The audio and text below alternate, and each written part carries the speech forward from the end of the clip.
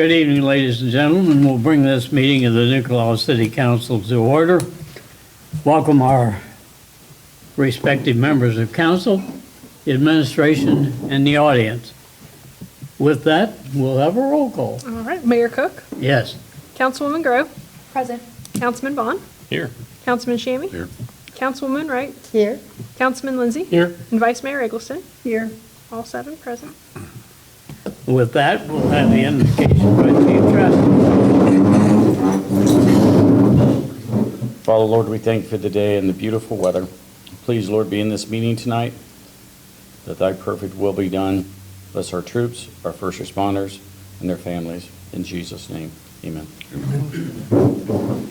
I pledge allegiance to the flag of the United States of America and to the republic for which it stands, one nation, under God, indivisible, with liberty and justice for all. With that, we'll need an action on the minutes of April the 7th. So moved. Councilwoman Wright, Yes. Councilman Lindsay. Yes. Vice Mayor Eggleston, Yes. Mayor Cook, Yes. Councilwoman Grove, Yes. Councilman Bond, Yes. Councilman Shammy. Yes.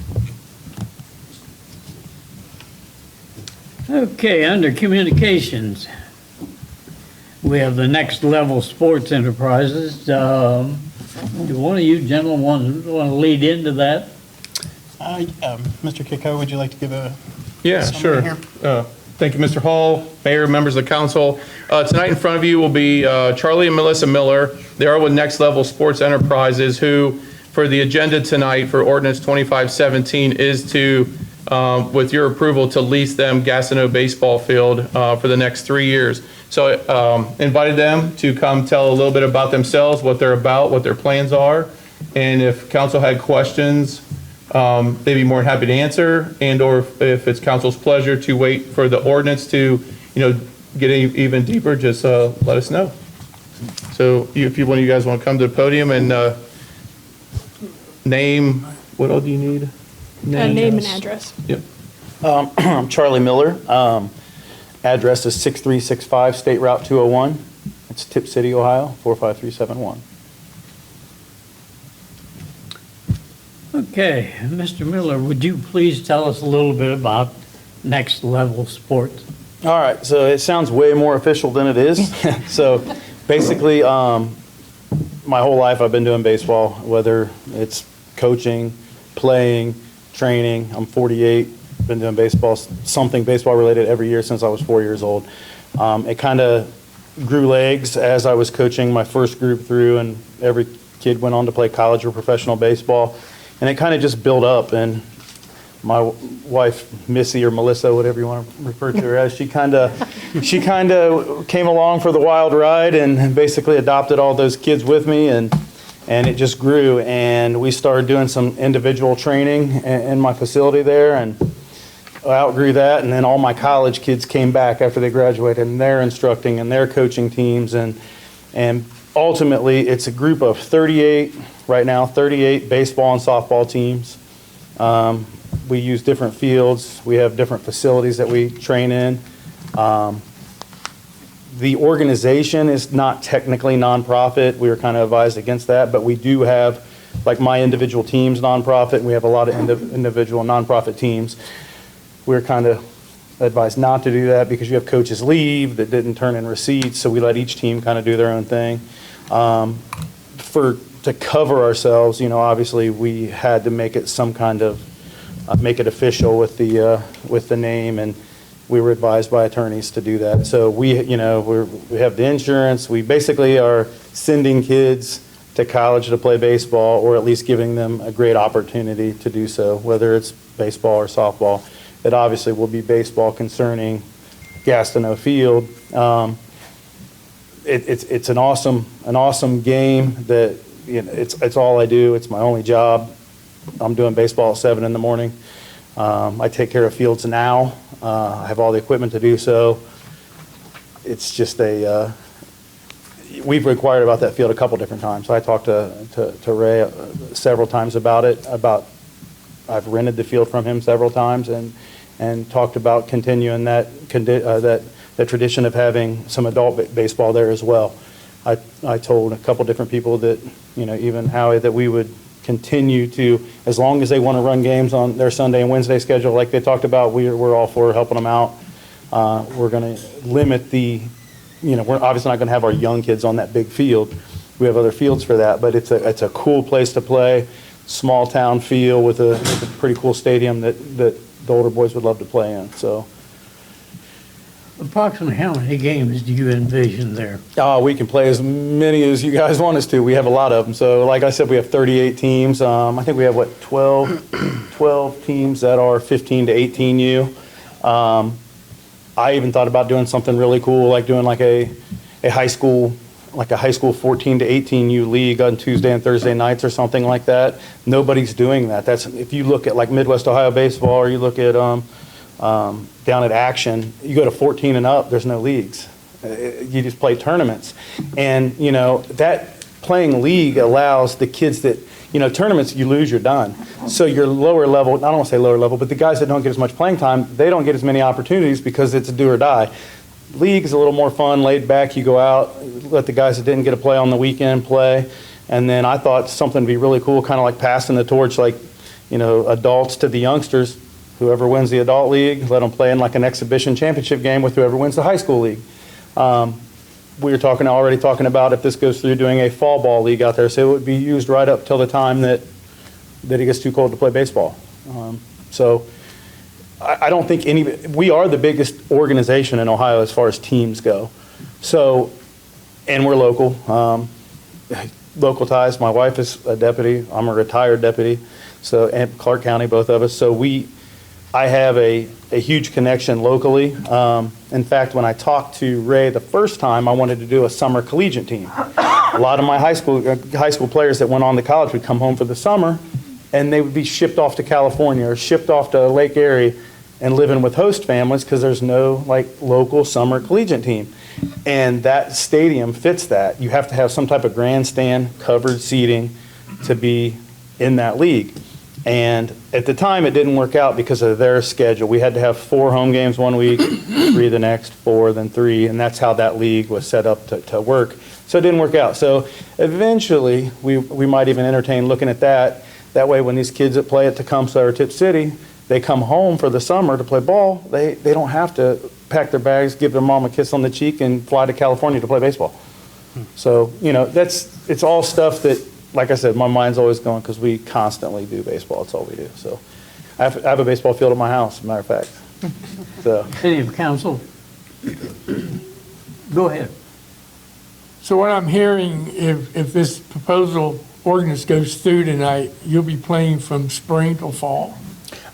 So Maybe November, or as long as you can get on the field? So by Ohio high school rules, we can't have our high school-aged boys until after their high school season's over. So usually that's when they get knocked out of the tournament. For whatever reason, that's the way the high school rules are. They're not allowed to be with us and them. So technically, we could have some 14U kids out there. We'll have 3 or 4 14U teams next year. So yeah, those teams could utilize it. But I have no intentions of adding extra base pegs to allow the younger kids on that. Nothing against the younger kids, but I feel like you have to play at a place like that. You have to earn that right and stay in the program and build your way up to get to that field. That's kind of like when you were in 7th grade, you wanted the varsity jacket. You know what I mean? You stay in the program, keep working, and that's where you'll get to play. That's where you'll get to practice some. So to answer your question, 14U early, and then once the high school boys are released into May, then we would utilize that field all the way up until the weather got too cold. Okay. I've read that entire agreement and everything. I personally think it's a good idea to keep that field active. And to you and your wife, thank you for your service as deputies. Thank you. You're welcome. Anybody else? With that, I thank you, sir, and we'll get to the ordinance shortly. Thank you, sir. Okay. Mr. Mayor, and welcome. Go Good ahead. evening, Mr. Mayor, council, members of the public. The next folks we have up is in response to the First Harvest Food Truck suspending services to New Carlisle. So I have a Terry Frederick with Jefferson Street Oasis Community Garden. If you're available, please come to the podium, say your name and your address, please. Sure.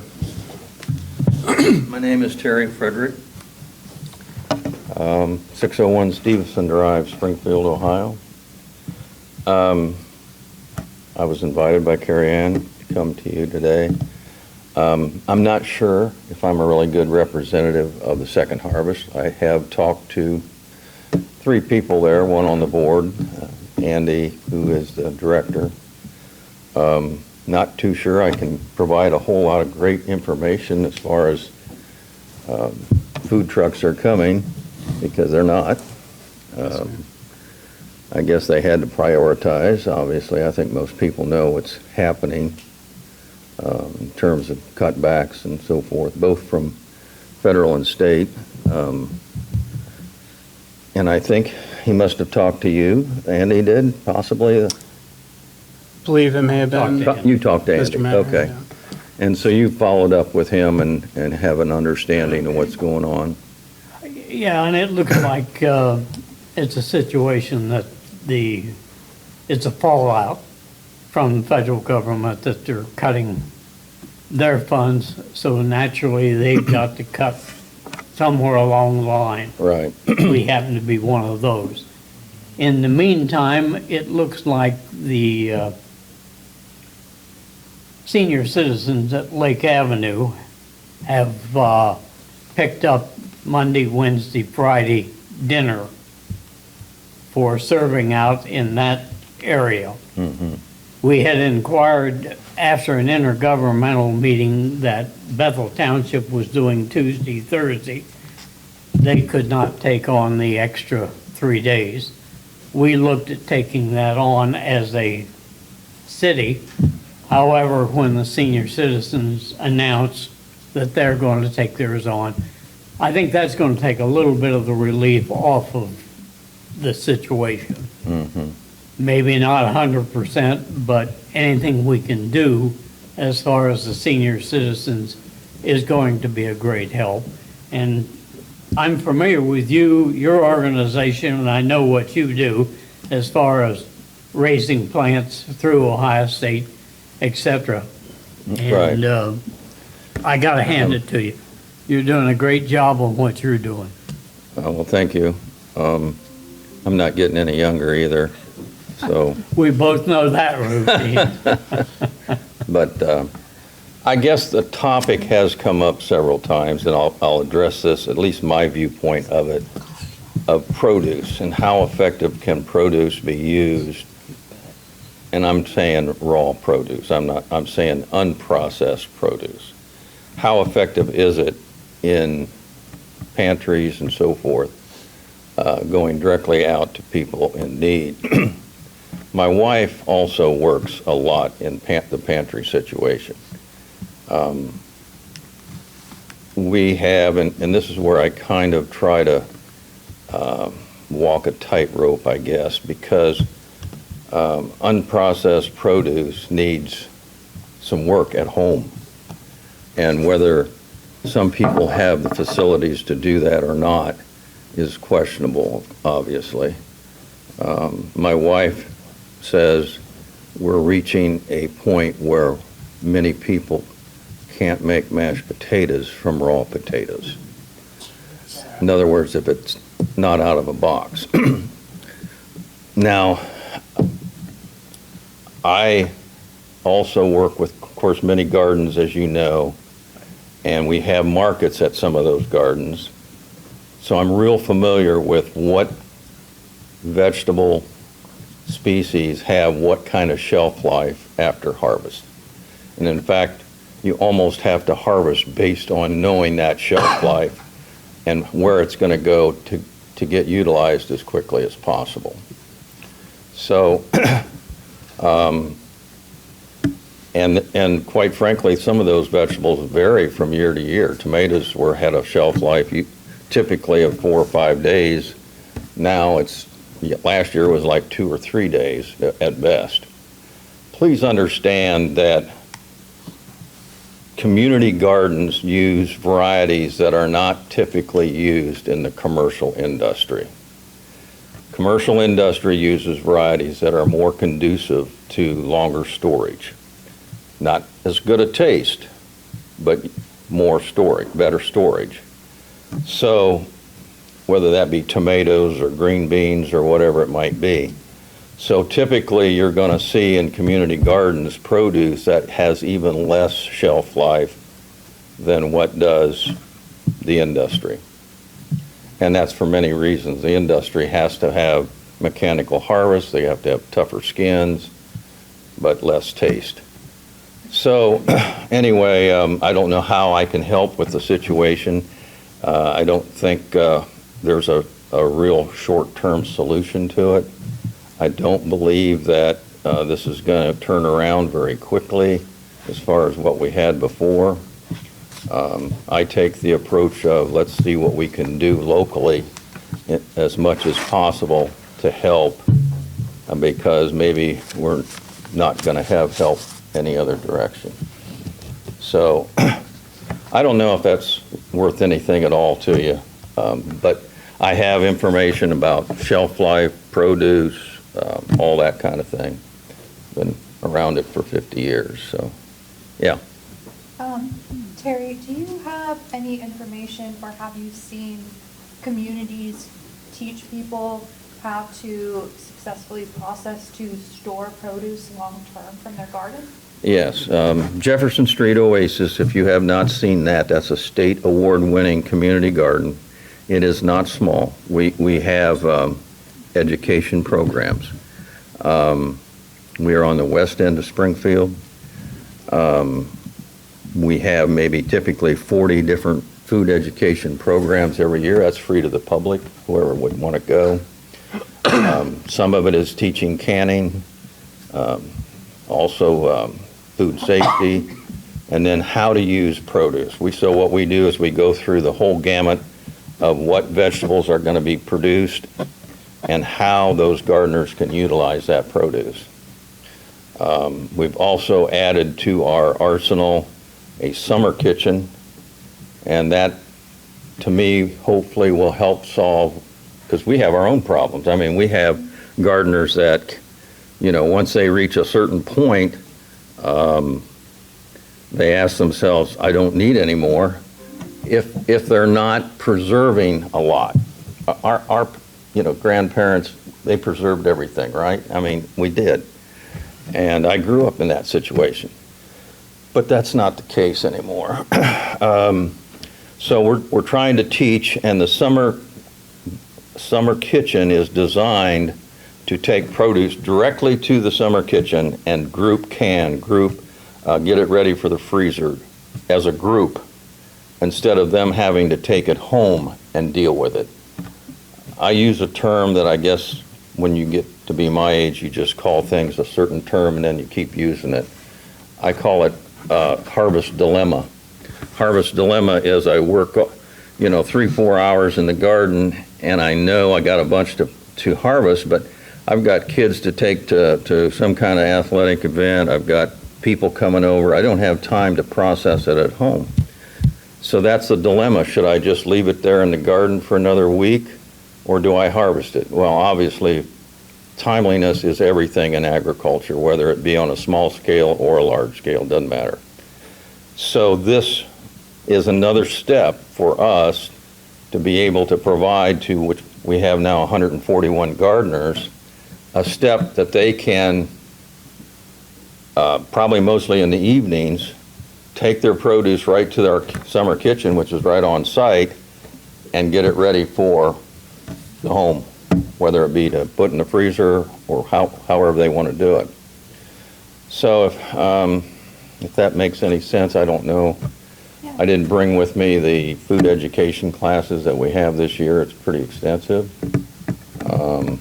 But we knew a long time ago that producing it is one thing, utilizing it is another thing. So, how many of you garden at home? Wow, look at this. And so you kind of get an idea of what I'm talking about a little bit, right? So, Anything else? Behind you, there's a question from the Yeah. audience. Sure, hi. Yeah. You know, you talked about picking vegetables and some fruit, but picking them, but you know, what your mega producers are doing is picking their produce when it's not ripe. And then they're gassing it and waxing it and doing all kinds of things Right. to make it look good on Kroger's Right. store. So when Right. people come to our markets, they don't necessarily want to buy the fresh produce that's Right. locally grown because it doesn't have all the wax on it and the color added and all that stuff. Absolutely. We were in Hawaii, they spray pineapples when they harvest them, so they look like they're turning ripe when you buy them. Right. So, Yeah. you know, but I guess I have maybe want to say a word about this. That's the current situation, but I think in the near future, the Health and Human Services and, you know, the President Trump leadership, they're really trying to get people to understand that food is medicine. And food can heal a lot of our medical issues. And so there's going to be a real push for people to get back into cooking their own produce and eating whole foods. And that's going to be a big push, I think, at the federal level very quickly. And that's a culture change. I mean, that's a change that's going to take time, but hopefully it will. So with my wife working in pantries, we know there are some things we just don't take to the pantry, especially if all they have is a microwave or something like that. It's just not feasible. So fresh fruit, no, that's a no-brainer. Some of the vegetables, tomatoes, potatoes, there's quite a list, but there's some things like butternut squash and some of those things that's you need a little more oven facility, for example. It's not a quick source of, it takes a little more than 15 minutes, right? So that's about all I can tell you. I really appreciate your time. You gave the information that I was hoping you would. The information that I was hoping that you would give were some ideas on how we can help our community be self-sustainable. Yes. And I really appreciate the information you Yeah, gave. It was very informative.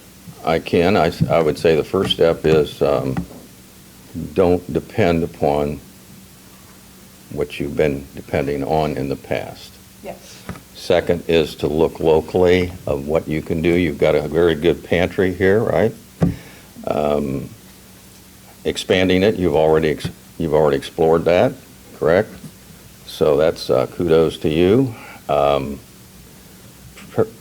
procurement of, let's face it, some of the products that the federal government has been providing is mostly canned goods.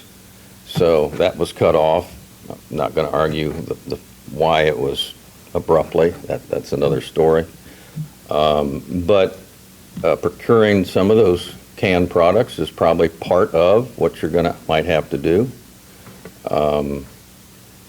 I don't know the pantry you have now, whether they actively go to Kroger or Bob Evans or any of those places, but that's what Second Harvest does. I mean, they go to all those Doles, you know, all the big places and procure as much as farm markets. Farm markets have a lot of stuff left over. Some of it would be usable for a pantry. And understand, we also have to face the fact of seasonability. What's in season? What's not in season? How long is the non-season? I mean, it can be pretty long. And that's why our grandparents and parents had pantries that were from the floor to the ceiling. So, other than that, of reinventing yourself locally is probably the best option. Jefferson Street, and this has nothing to do with maybe the pantry situation, but we never pursued federal money or state money. We have neither one. I'm very thankful for that now, especially. But we were mostly all volunteers, so we didn't have time to fill out that much paperwork. And so that's why we never pursued it. But we have been fortunate enough to find other sources locally, sources of financing. Terry, let me ask a question. for a contact for the Jefferson Street Pantry, Oasis. Correct. Would we go through you, or do we have a person that we could contact? Well, we have a board of directors, but I'm the manager, so, That's all I need. yeah. Right. Yeah. Does any council have any further questions? If not, Terry, I think you've been a All right. world of information. Hopefully, we'll get together and figure something out. All right, thank you very much. Thank you. Thank you. Thanks, sir. Next, I have Julie Fisher, or representative from the Bethel Churches United, and this will be in the same vein of the current discussion. John, do you want to chime in here? I'll chime in if I can't represent them. Well, I seen you had your hand up, so, and this, I know, is not the right place, No, but thank you. we'll get you in while we're on that subject. Well, John Kraybacher, 307 North Henry, the director of the New Carlisle Community Garden, 10 acres, which belongs to the school board, which last week we were, Now, let me explain that, John, before What? you get off. gone. As you know, we're looking at options for the pool. But they don't want to sell. We didn't ask that. We were just exploring the option. Okay, that's fine. And at this point, I don't think there is any other place in town that we can locate the pool. Now, if I'm wrong, somebody can point that out. Madison Street. But- You own the property, you don't need to buy anything, and you can do whatever you want to with it, because you rezone it if you want to. The zoning you'd have to buy, the property from the school board. Right. They're not interested in selling. Well, again, we did not explore it any further than, I thought we were going to talk about food. Are we talking about well, food? we are, but I know what you're going to bring up, so, I wasn't going to bring that up. oh, I was bringing up food, so, anyway, last week, we were granted our permission, our permit, conditional use permit, to sell at the garden. So we are allowed now to sell at the garden, And so, Terry talked about, vegetables going rotten.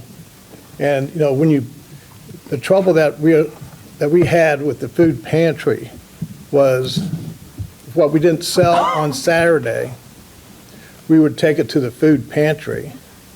By Wednesday, it would be rotten, most of the time. And I was told that a lot of it, was not able to be given out. So the solution to that is, when you harvest on Wednesday, sell it on Wednesday, and that's what we're doing, So we got a conditional use permit. The planning board granted it last week. So, that's one of the things. I don't know if you know it, but we got 3 gardens in the area. Pretty good, 2 really good-sized gardens. Another one is more of an educational garden. Naturally is New Carlisle. We have also FYI, but we also have one behind the library. That is kind of a forgotten one. We established that several years ago, but we kind of moved away from it because we gave it back to the library for an educational. And so, I was kind of really surprised at that. I met all 3 of them one time in a meeting. Timing is very important. So, freshness. We had, just last week, we picked up 4 more gardeners last week. And so, we're growing. We're still growing. I don't know what else to say, except for I've said for years, we're in a food crisis. We're in a food desert, and it's going to happen. One of the things for the chickens was You know, somebody said about the eggs. Well, what do you say about the eggs now? You know, it happened, you know. We saw it coming. And one of the things we wanted was sustainable, sustainable food. You know, so you'd be able to have your own food. We are willing to teach people how to garden. Pat and I, and well, I'll say Kathy too, you know, and Carrie Ann even, you know, we are able to teach on an area probably the size of this table. You can feed a family of 3, you know, for a year. You know, we can teach you how to do that. And so, you know, talking about the education part, that is the important, you know, that's very important. Bill, when you had your garden out there, how many zucchini did you have? You told me to stop bringing them to your house. You know, you said stop. Yeah, a bunch. You said, your wife told you, stop. That's as much as what you can do. You gave it to your neighbors. You gave your corn to your neighbors. That's the attitude we need. That's the attitude we need. You know, Ben, I don't know if you have a garden or not. I assume you have a garden by the business that you have a garden. And the kids. We have a couple gardens, but yeah. Yeah. So, you know, same thing. You can take your vegetables to your neighbors. You know, it's neighbor helping neighbor on through. You know, that's what the community garden is about. I have people walking through all the time, how we get involved, can we do things. You know, neighbors helping neighbors. If you want to see how that happens. We got a very good food pantry here, you know. I wish you had a representative there. I have worked at food pantry, you know, several years ago, a lot. I've also worked with Second Harvest when it first came to the mobile, and I backed off. So, anyway, that's me. That's me beeping. Yeah. There's no emergency. Looking at the chief like, what's There's going no on? I know, I was. No tornado, no. If you have questions, I'll be glad to have some questions. Anybody got a question? Right. Go ahead, Chris. And thank you for what you do, Mr. Freebacher. We do appreciate it. I would like to see, and I'll be, you know, first one to say, I don't know how to can. And I wish we would have.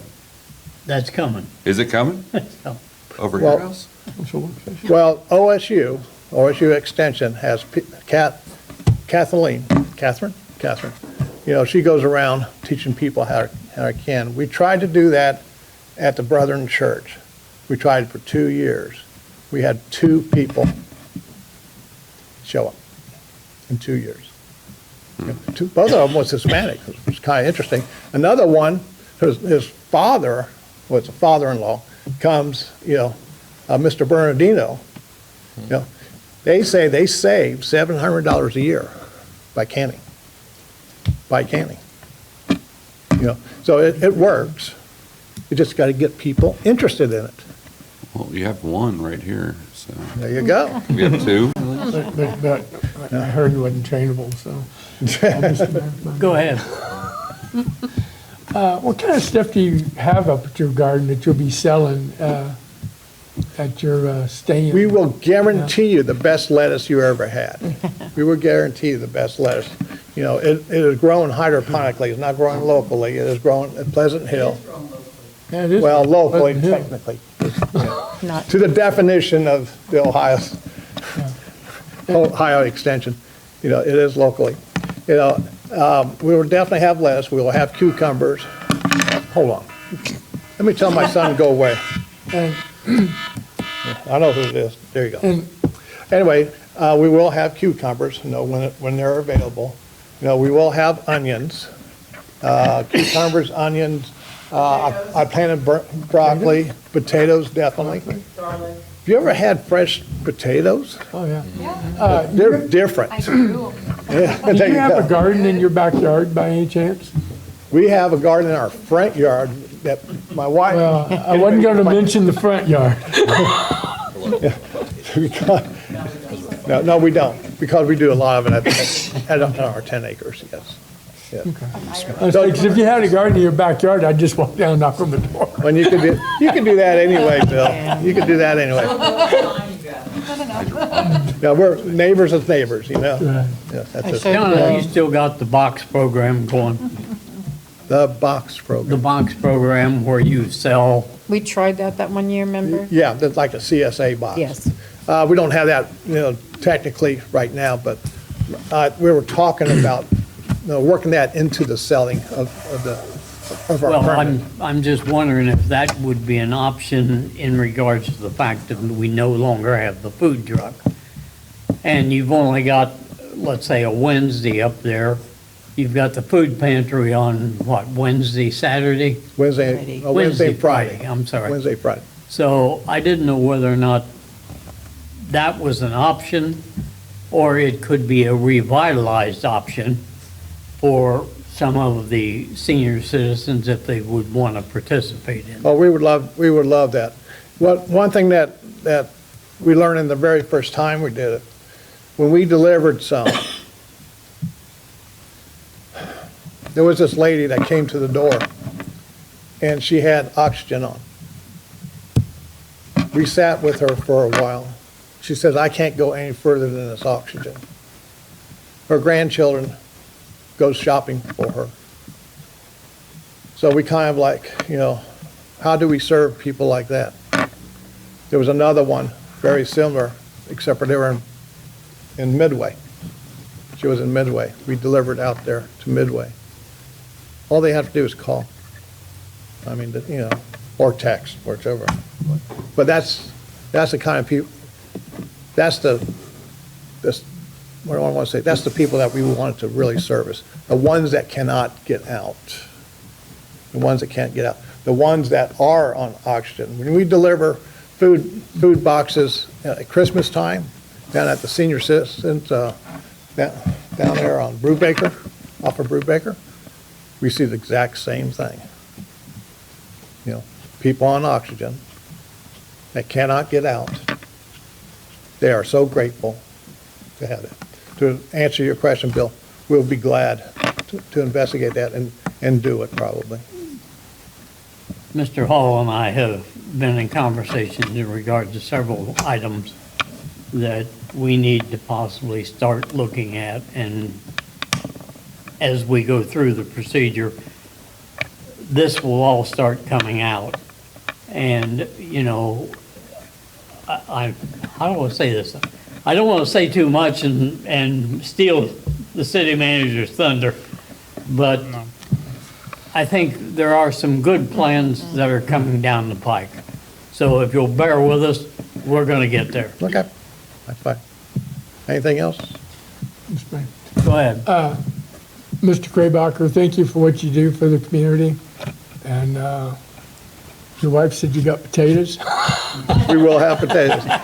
Matter of fact, they have started coming out of the ground. You'll be selling this stuff, correctly? Yes. Anybody can plant potatoes. Anybody can plant It's them. easy. Go to the store, wash them off, Yeah. put them in the ground, and I will almost guarantee. Well, they'll grow. You leave them sit out Then you'll backyard, get they'll grow. 5. You'll get Yeah. 5 out of that one.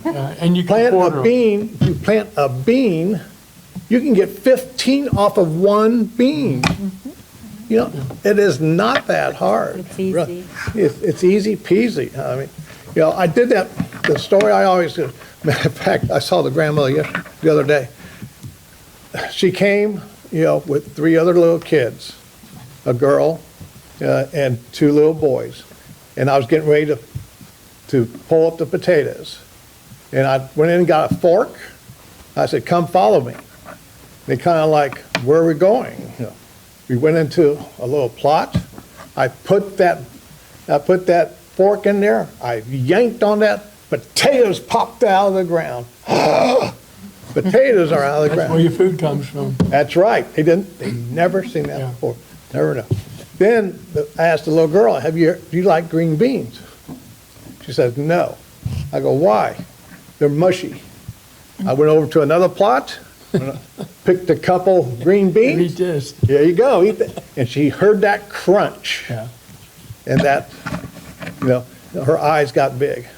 They come around and they still talk about that. That's been almost 3 years ago.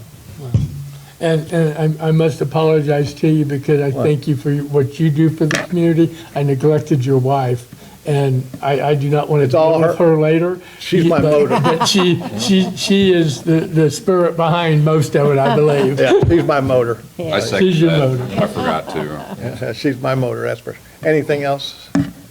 As far as I know, I think we're done with you. All right. John. Pat, you want to say something? If I could, just because John and I were on our way back from Hawaii, and we had flown out of Columbus, and we realized that we were landing in Columbus when we came back in March.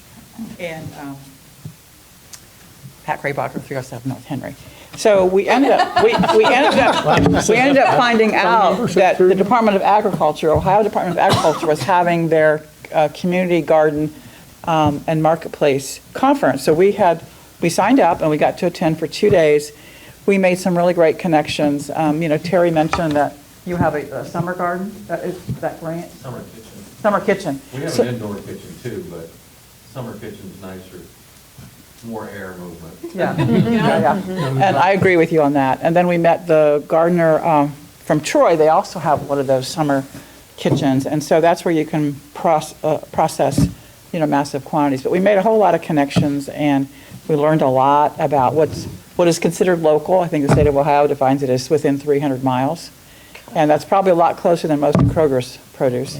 So, but we're doing a lot of education. A month from now, the third graders are coming back. They came in the fall, and the same group will come back in May. And, they're learning. We have 4 or 5 lessons that we teach. I think ultimately our goal is that the school owns that property. They have a wonderful resource for kids. They can take field trips without even having a bus. They could just walk there from the elementary school. It's wonderful to work in the garden and hear the kids at recess, because that's the future. That's who you're growing the food for, trying to teach them.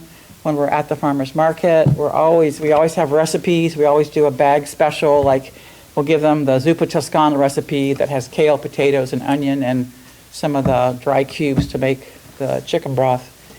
Put that in a bag for like $5 or $6, and they're on their way to making their own soup. And we tell people, if you plant something, plant some garlic, plant some potatoes, plant some onions. Those are pretty foolproof, and you can feed yourself. What's not in your food if you haven't used, chemicals on your crop. And so we can't say that we're organic, but we make our own solutions. Like I've got a bucket in the back porch right now that I cut a lot of that thistle. Is it purple thistle, John? Yeah. Purple thistle. And so it's in my 5-gallon bucket. And I threw a couple potatoes in there. You can also use brown sugar. I did throw a little bit because I only had a little bit of brown sugar. But anyway, it ferments. And then you've got a natural additive to put on your garden to grow your produce. It gives them the extra nutrients that they need, and it helps the biome. So, I think the future of gardening is regenerative. If you remember any word, remember that word. And actually, for the first time, we were in a store, maybe it was Aldi's, and we saw a product that was actually marked regeneratively grown. Look for products that are grown regeneratively, because that means it's better than organic.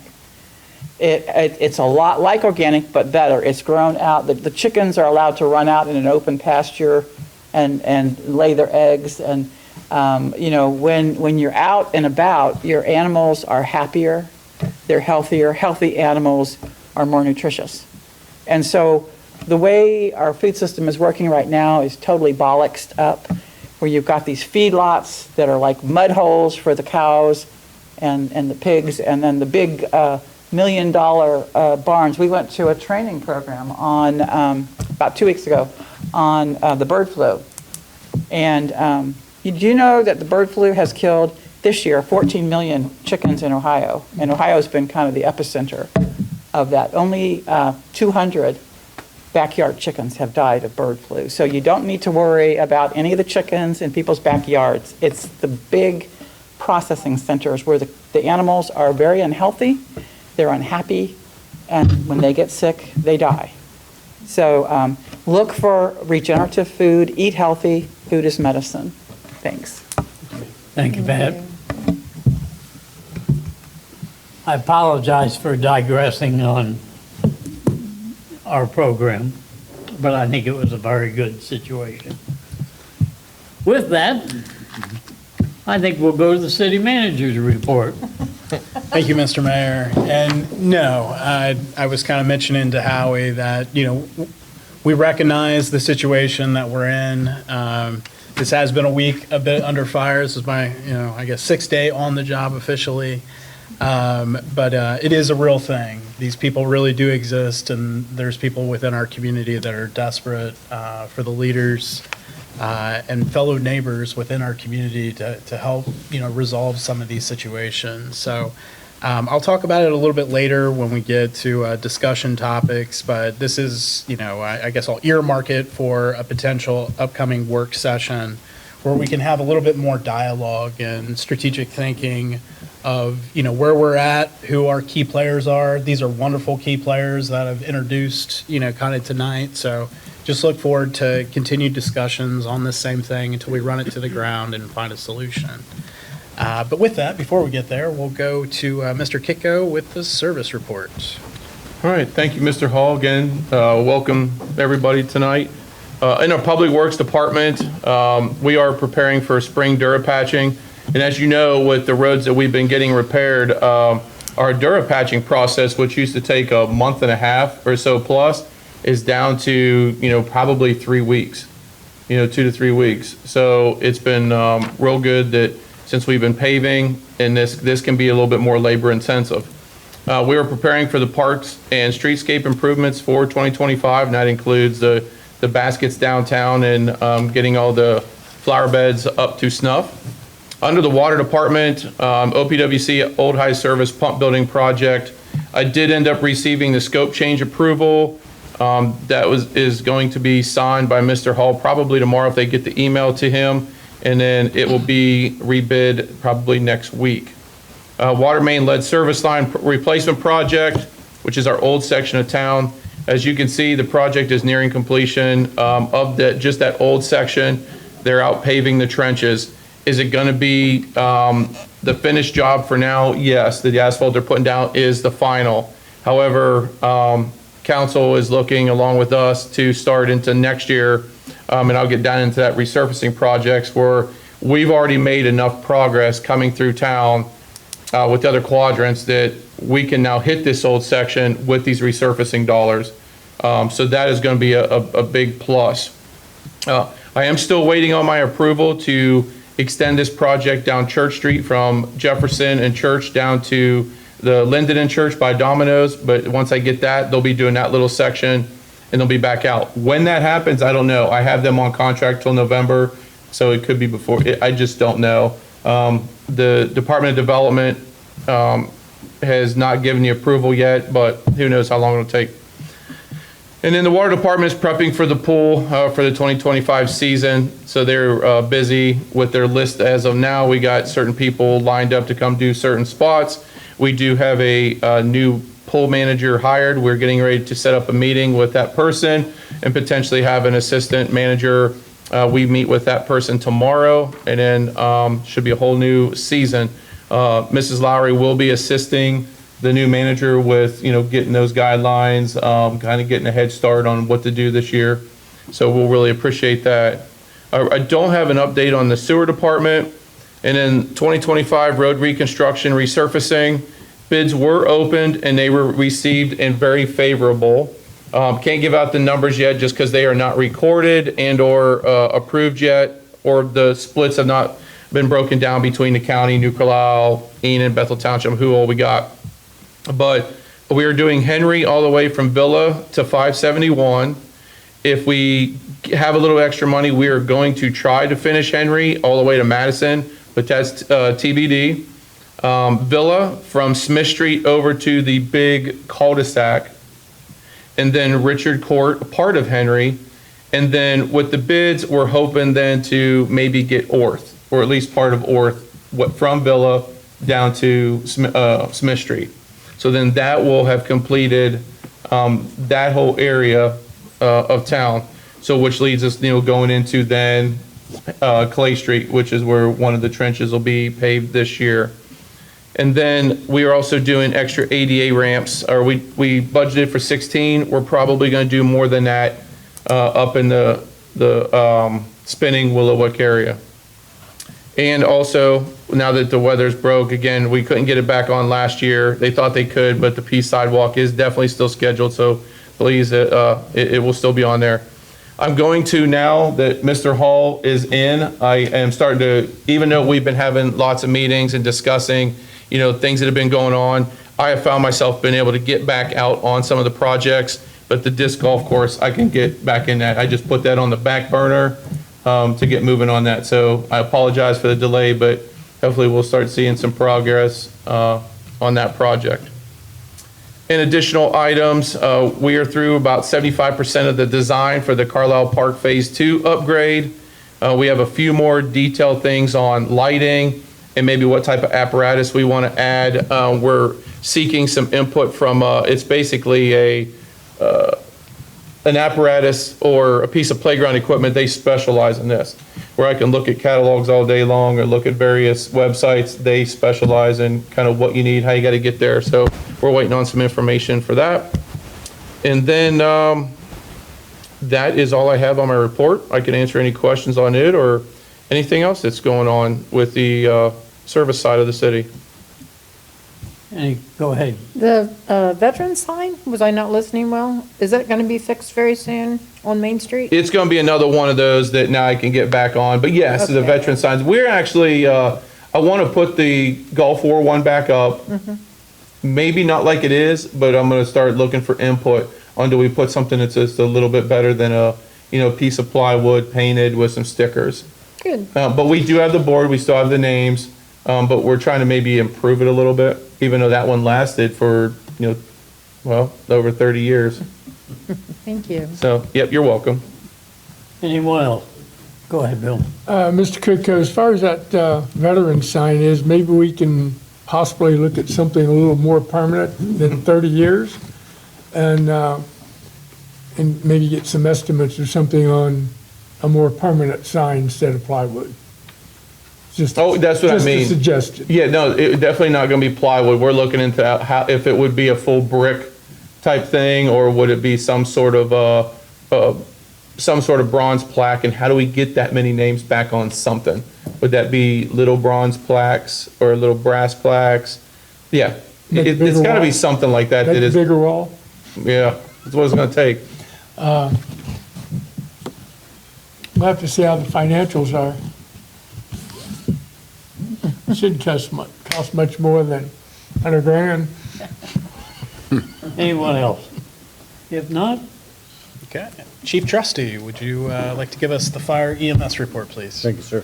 Mayor, council, citizens. For the month of March, the New Carlisle Fire Division answered 108 EMS calls in the city. The division responded to 9 fire-related calls, 13 good intent or service calls, and two false alarms.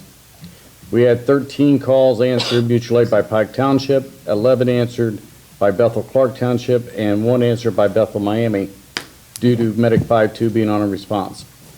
We answered 1 mutual aid call for Pike Township, 11 for Bethel Clark, and 3 for Bethel Miami, and 1 for Elizabeth Township. Our total run count at the time of this report was 455. As of today, we are at 533 runs so far for the year. We are hiring EMT, firefighters, and paramedics. If anyone's interested, they can stop by the station or contact me at 845-8401 extension 3.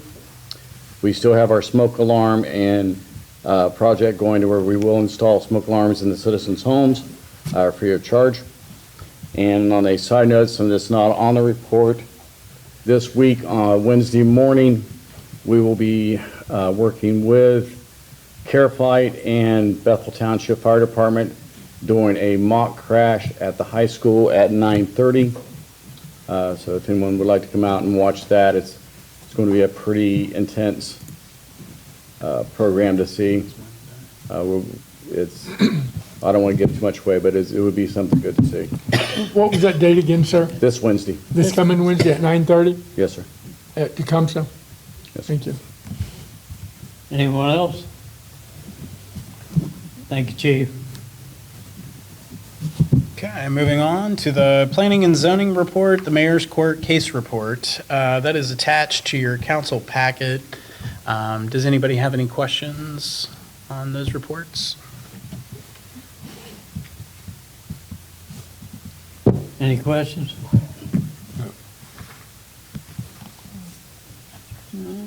Okay, Moving on to the police report. Sorry. well, I'm are sorry. we gonna wanna, do I need a motion on that, mayor's court? No, we haven't got there yet. All right, Yeah. scrap that.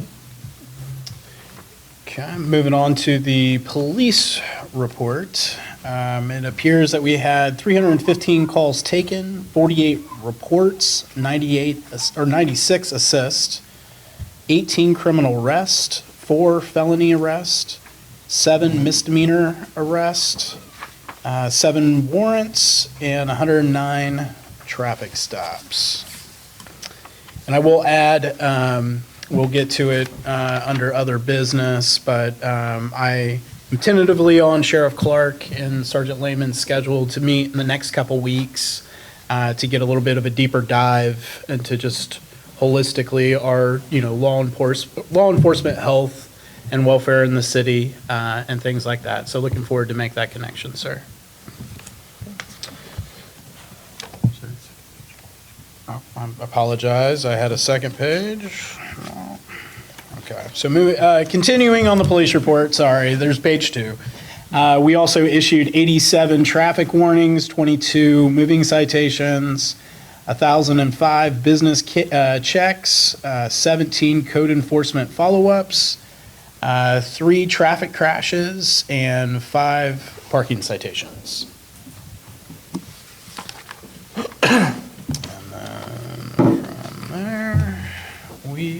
Does anyone have any questions about the police report? Any questions? Good. Okay, moving on to Ms. Harris for the finance report. Thank you, Mr. Hall, and Mayor, and Council, and the residents, and everybody here visiting with us. This is the March finance report. The revenue that we took in for March is $1,877,455.91. And I'm going to break that down a little bit because it's a very high number. That does include $602,000 of that is for the lead project, the grant. And we also, it is our first half of our real estate taxes. Those come up at about $550,000. So 1.1 of that is the project, the grant, and the taxes. On the expense side, then for March, we had $1,375,073.84, which, again, $602,000 is the lead project, and about $48,000 is the expenses for the first half of our property tax. That includes our health department and the fees that the auditors charge. So for the revenue to date, from January through March, is $4,101,771.09, and our expenses through March for the year are $3,397,750.84. Our beginning statement of cash, January 1st, was $9,257,433, and our ending balance at the end of March for cash is $8,785,587.07. All the banks are reconciled. On our monthly income tax collection, we do compare last year to this year. So for the month of March, we are up 27% in collections from this time last year. CCA has helped us collect $140,472.15 for income tax collection. And then we're going to go down to the mayor's court for the month of March. For their fines and court costs, they have received $3,376 for a year-to-date total of $11,069. And the rest of the reports are in your packet, and I can entertain any questions. Any questions on the?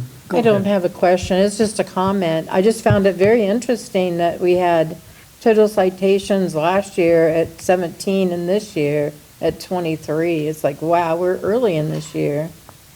It's just a comment, that's all. I was just surprised. It's a good thing, maybe, I don't know.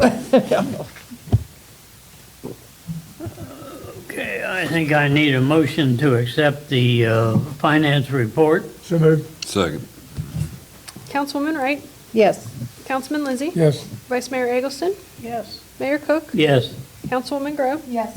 Councilman Bond, Yes. and Councilman Shammy. Yes. And I need a motion to accept the mayor's financial. So moved. Second.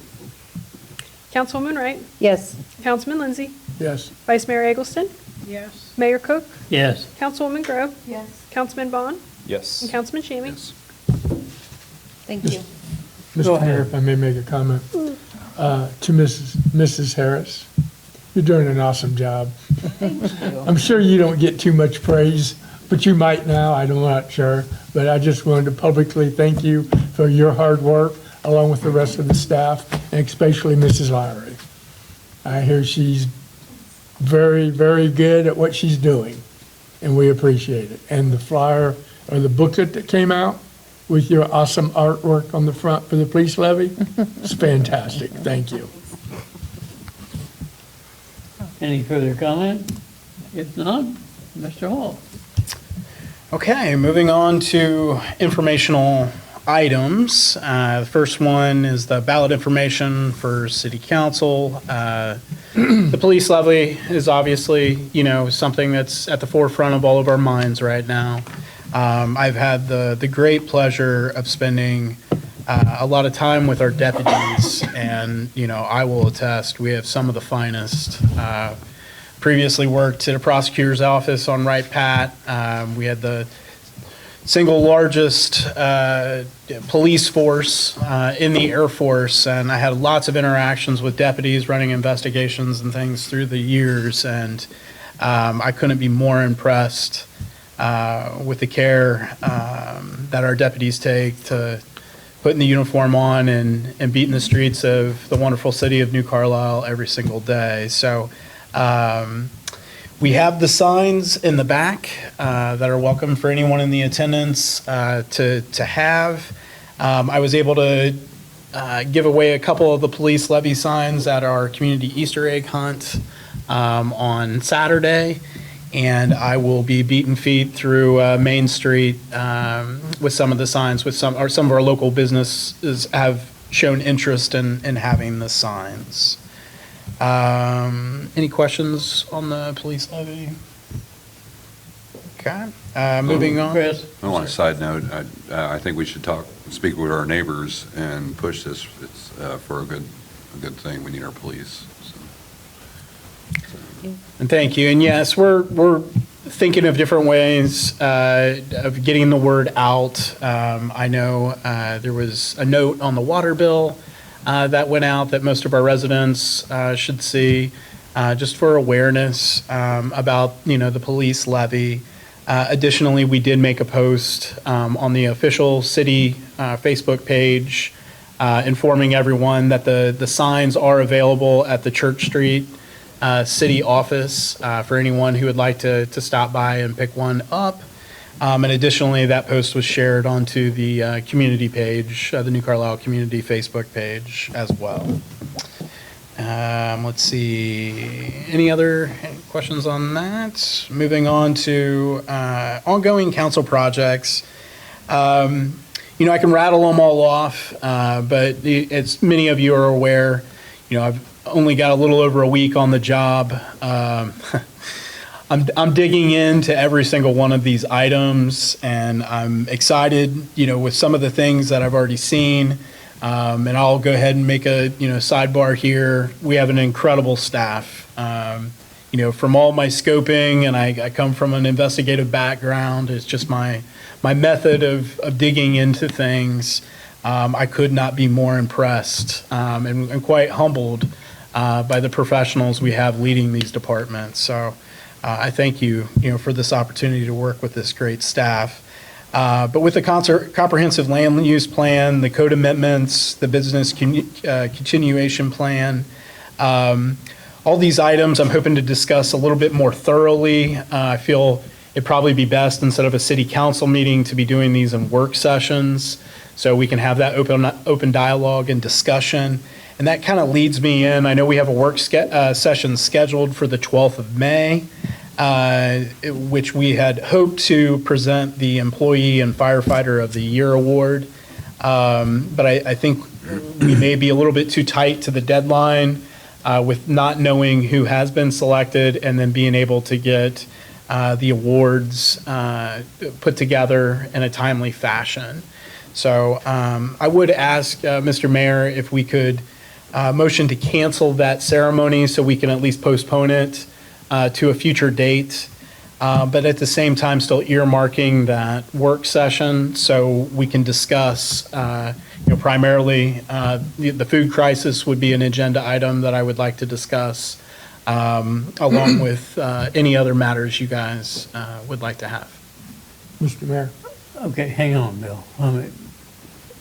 All right, if we change that date for the Employee Firefighter of the Year, do we possibly have a date in mind? My first thought would be the Heritage of Flight Festival. Agreed. Agreed, okay. So if go ahead, Craig. On stage, or would we present it on stage? I assume? Right. Okay. I think at that point, we'd have probably bigger several crowd. hundred people. A bigger crowd. And a bigger crowd to show our appreciation for both an employee and firefighter. Outstanding. I'll entertain a motion. Mr. Mayor, I move that we change the date of the event for the firefighters award to And the employee, whatever it says. Yeah, employee firefighter, I guess, well, firefighter stuck out, the employee didn't. Sorry, ma'am. Mrs. Lowry, I didn't mean to ignore you. To the Heritage of Flight, if the Heritage of Flight is agreeable to, amenable to that, because we have no control over that event. I am sure that we know somebody or two that is in charge, so I don't think it'll be a problem. I can make that call if you like. whatever. Yeah, whatever it needs to be done, so. I have a motion and second. Okay, so motion to change the date from 5/12 for the Employee and Firefighter Award to the date of the Heritage of Flight Festival. And to add to that, and to keep it the May 12th date as a work session.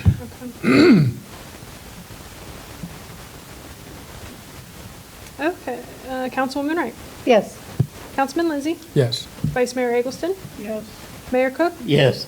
Councilwoman Grove. Yes. Councilman Bond. Yes. Councilman Shammy. Yes. 7-0. All right, Mr. Hall. Okay, moving on to upcoming legislation. I think the first item, Mr. Kiko may have an update that I'd like him to share with you guys, if he would be willing. Yeah, I do have an update on the Columbaria. It is, I got the contract from Dodds Memorial. I've sent that off to Jake to make sure I don't need any legalese added to it. So you should probably see an ordinance before council on May 5th for introduction to make that purchase. Along with that, maybe on May 5th, it won't be a rush because it's going to take some time to get it in. Mrs. Harris will be doing the supplemental, as we had discussed in the motion, for the general fund to upfront the cost and then pay back with niche sales. That will be coming because we have to pay 50% upfront for the order. And then in the 2025 budget, when we start discussions, that the rest of the Columbaria purchase and in our fees, we can discuss that type of thing in the 2026 budget talks. Okay, thank you.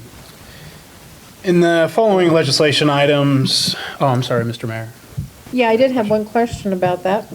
And it was, can we get a sketch of what you've decided? Because we talked about having flower pots or having benches or the cement surround. Can you get us a sketch of what the final is? I don't have a site plan yet. Okay. Oh, But you okay. do have the sketch of the Columbaria itself? Yeah, I have that. Okay, yeah, we haven't done anything with, I'm getting ready to meet a couple contractors on the footer portion. Okay. And say, we're gonna just do a concrete and a couple benches and then add flower pots at a later time. But I do not have like a design site plan yet. Okay, that's what I was wondering. So this is just the cost for the columbarium we're talking about right now? So far, yes. Okay, good.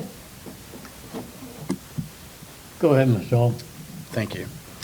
Yes, just for the other upcoming legislation items, I don't have anything substantial to report at this moment, but updates will be coming, and some of these items may be discussed during our May 12th work session. And other than that, I have nothing else, and that is the city manager's report. Any questions in regards to this report? No. All right, I guess at that point, we'll move on to the ordinance section, since we don't think we have any resolutions. Mr. Mayor, comments from the public. Oh, I'm sorry, I overlooked that. Is there anybody that wants to speak? I might have something to say. Again? Oh, I thought it was Pat. I got a little bit of vertigo today, so I might. Janelle Zimmerman, 219 Prentice Drive. I have a question. I don't know, probably they need to answer it, but over in Carlisle Park, all along that fence between the house and the park, they've cut down a lot of old dead trees and stuff, but they've been laying there for a long time, limbs and dead trees, and it really looks trashy. So is that just a problem? They haven't had time to get to it to clean it up? Or That's an part of, issue, well, or- not part of this project, but we are going out to the parks as we speak. We just did Willowwood Park cleanup this last week, and then we got Carlisle and Smith to go in and do that winter stuff before we get into doing the, let's go, the fluffing up of the park. But yes, that's the next one on the list, to get out there Okay. and do some winter cleanup, post-winter Okay. cleanup. Yeah, okay, thank you. Thank you, Janelle.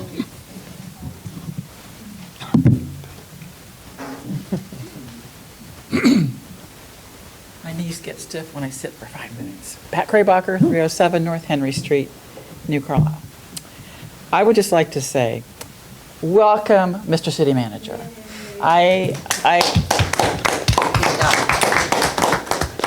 I've known Donnie, Kathy Wright and I were on the charter review with Donnie, as we called him, sir. And Mr. Hall here. very, very detailed, but a big heart. He has a big heart. He loves New Carlisle, and I think you guys know that already from the way he's applying himself to understand the complexity of the city. And Donnie, I just want to say to you, don't burn yourself out, because you are too important to us as a city manager.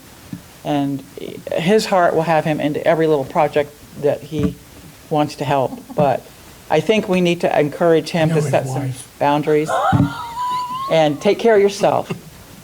Get stronger in your knowledge of the city, and more great things will happen under your leadership. I know that. So we care about you, we care about the city, and we're happy to have you. Thank you. Thank you, ma'am. Thank you. Okay, anyone else? If not, Alrighty.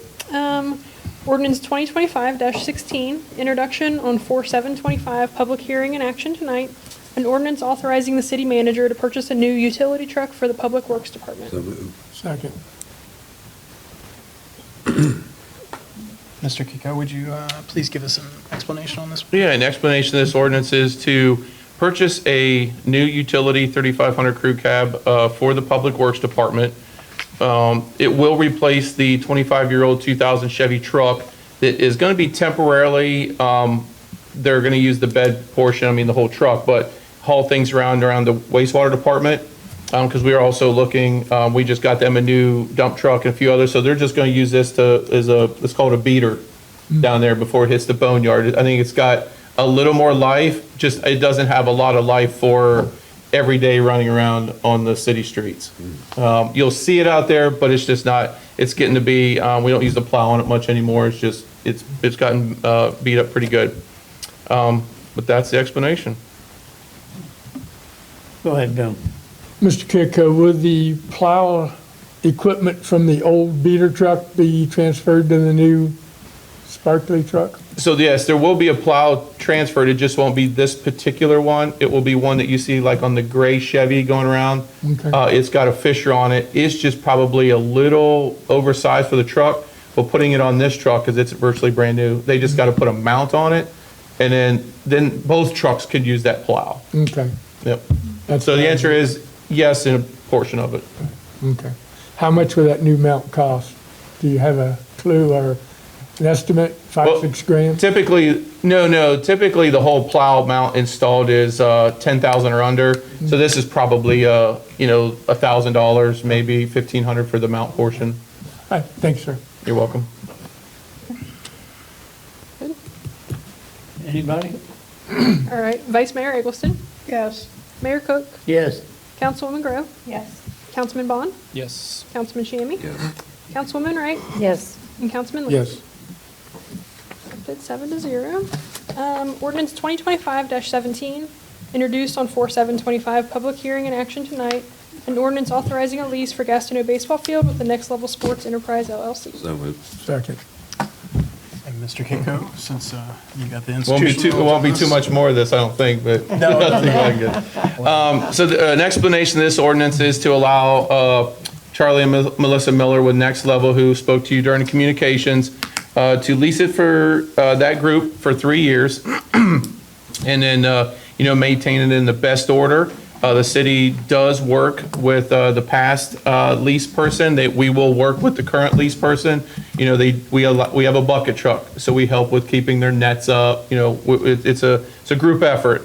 The lease is $1 per year, or you can pay the $3 up front. That's what it is. But other than that, they will have the $2 million insurance and everything that is part of the lease agreement. Any questions? Go ahead, And we Bill. currently have that certificate as soon as we pass this? In about a little less than 15 days, as soon as we can sign it. Okay, all right, thank you. All right, Vice Mayor Eggleston, Yes. Mayor Cook, Yes. Councilwoman Grove, Yes. Councilman Bond, Yes. Councilman Shammy, Yes. Councilwoman Wright, Yes. Councilman Lindsay. Absolutely. I'm glad to see the ballpark's going to continue in life. Okay. Does- Oops, and I was gonna say another business. Go ahead. Okay, the sheriff and council police levy meet and greet is 4/26/25 from 11 to 2 at Bow and Arrow. And then open for any other discussion for city-related items. Does anybody got anything else to bring before council? I do. Go ahead. This is just a final on the Easter, and the check of total expenses were $457.09. We had about 50 small, like trinket items left over, and we're going to be able to keep those until next year. Hopefully, we'll do it again, for sure. And there's also 29 full-size candy bars. Surprisingly, children do not like big candy bars much anymore. It really shocked this old lady. But I don't know what to do with these candy bars, so I was looking for ideas. I thought about using them effectively by not eating them, and maybe giving some to the deputies to hand out to kids he just sees being good, like playing basketball or at the park. I don't know. That's just an idea I had. Or maybe freeze them and save them for another event. No, you don't freeze candy. Yeah, I know, but some people do. We should just eat them now. I don't know, but that's why I am bringing them to you, because I have all these candy bars. I don't want them in my house. What do you want to do with Draw them? some legislation to eat them now. How many of us are there? We got Mr. Mayor, plenty. Go ahead. I would like to make a motion that everybody here gets a candy bar. If it, and the attorney isn't here, so I don't know if we can legally disperse city property paid by taxpayers' money back to the citizens. I don't have a problem with that if I can get a second. I'll take your donated candy bars to the. There you go. There you go. Anyone, go ahead. Could you use them for the meet and greet? I thought about that. I didn't know if that stuff had already been bought yet. I kind of like the idea of the officers giving them away. It's just something I thought was kind of cool, but I don't know if they can give away this many candy bars. It's a lot. They would eat that many. Yeah, probably. They would eat that many. I don't know what we'll have for a lot of the children who come with their parents or whatever during the meet and greet, so that could potentially be something for the That kids is a side of it. possibility. It's fine with me. I just do not want them to sit at my house and just die. They're gonna just rot. Translation, Kathy, you don't want to eat all these So- candy Well, bars. Ron has diabetes. that's In the retrospect, we're gonna hold them for next Saturday.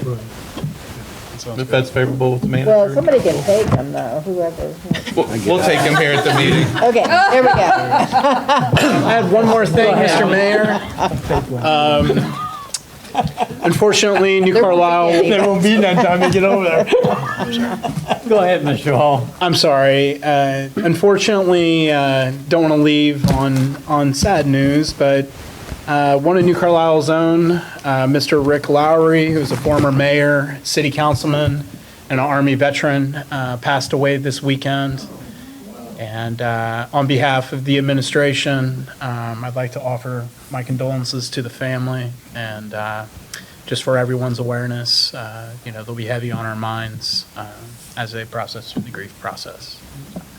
And a point of order, sir. Go ahead. There was a motion on the floor. So that motion, that second needs to be rescinded. Rescind that And I second. rescind my motion. Okay. And with that, if there's no other business, sir? Nothing else, sir. I move guess to not. adjourn. Second. Councilwoman Wright, Yes. Councilman Lindsay, Yes. Vice Mayor Eggleston, Yes. Mayor Cook, Yes. Councilwoman Grove. What time is Saturday? Saturday is 11 to 2. Yes. With that, I thank you all for coming. Councilman Bond, Councilman Shamey. I hope it got to be